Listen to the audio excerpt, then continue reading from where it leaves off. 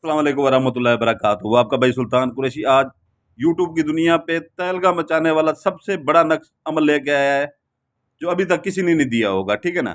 लक्ष्मी देवी का अमल, ठीक है ना? लक्ष्मी देवी का अमल यूट्यूब की दुनिया में पहली बार। ये इंतहाई ताकतवर अमल है, ठीक है ना? ये वो तो हिंदू लोग हैं, ठीक है ना? वो पूजा करते हैं इसकी, लक्ष्मी देवी की पूजा करते हैं, ठीक है ना? और उससे माँगते भी हैं, वो उन्हें देती भी है, ठीक है ना? लक्ष्मी देवी का मतलब है लक्ष्मी पैसा वो कहते हैं, ठीक है ना? पैसा लक्ष्मी को लक्ष्मी पैसा बोलते हैं, ठीक है ना? सोना देती है, पैसा देती है, करोड़पति लोग बन जाते हैं इनसे, ठीक है ना?